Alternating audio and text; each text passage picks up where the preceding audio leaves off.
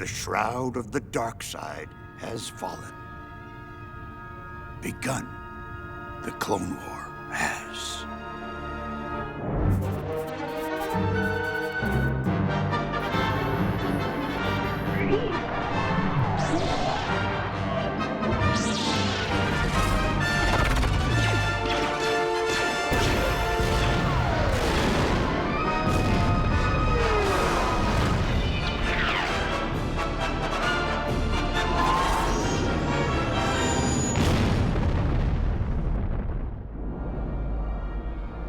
The Clone Wars are a major event in the history of the Star Wars universe. And obviously because it's a war, there's a lot of action and a lot of adventure and a lot of things going on.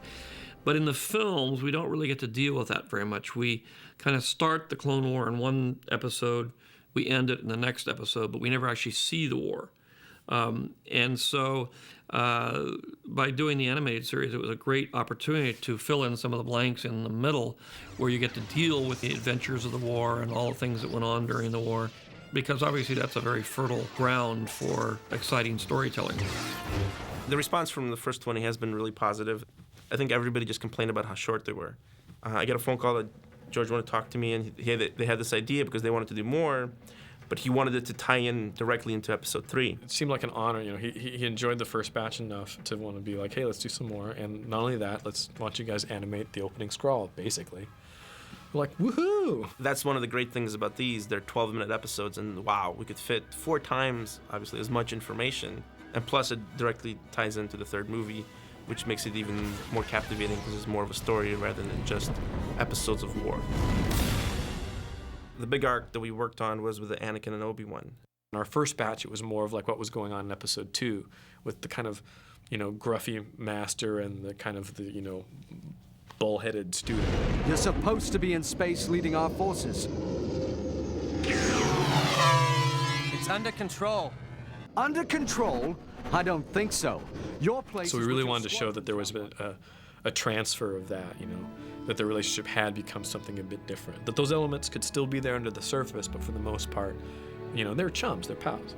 And so if you like the first ones, these will be even stronger, because now we still have huge amounts of action, but we've got those little slower parts where you can have some great character relationships.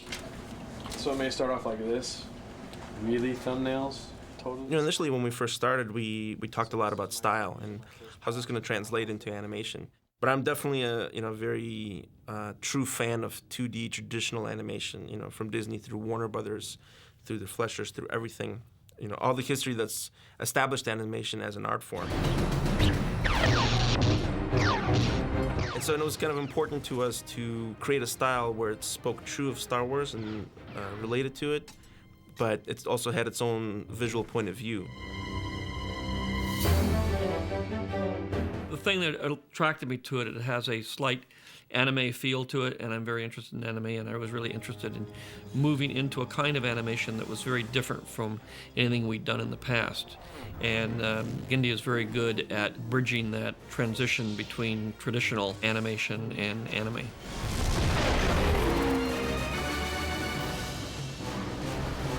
So here we are at Cartoon Network, and this is where we make Star Wars, Clone Wars. And as you can see, my room is a little messy, but I never have a chance to catch up and clean up.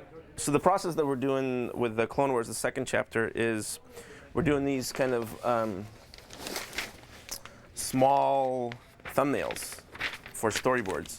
And this is actually some of the choreography. There's like 30, 40, 50 poses for like 5 seconds. Because when we do fights, we have to really do the choreography. And then what we'll do with this is we scan them into the computer, and then myself and a few other people will draw them actually on model. So here, if you can hear, so here, as you can see, here's the rough sketch that's blown up, and here we have our fielding. So that's kind of the pose I want to draw, and then so I'll draw the pose, sometimes in different layers to come in. And then here underneath is I've got my whole storyboard of all the fight poses. So here we have Paul Rudish who's the art director, and Paul's doing the same thing that I was showing you, except he's still drawing with a pencil and paper. Having the opportunity to be involved with the whole Star Wars saga, it's been really cool to actually explore the Clone Wars. Me and my friend Mike Tweed be playing with our action figures and down in the basement, and just, you know, dreaming about what were the Clone Wars all about. And then having an opportunity to make some of that gel is really awesome. It's fun that there's so many different little mediums that explore Star Wars and making it a larger universe, and just on a nerd level, it'll be cool to go, yeah, my cartoon connects to that movie. Now you get to go see the movie and then find out how my cartoon ended. Pretty amazing. One of the most important elements of Star Wars is all the flybys and how the ships go. And to do that hand-drawn would be very difficult. So that's kind of the only way the computer was involved, is by doing the animation on the ships. This is really my favorite part of the process, where we start seeing things coming together, and from those rough little thumbnails and even our ideas to this final process. And then once you add sound and music, it'll be even so much more spectacular.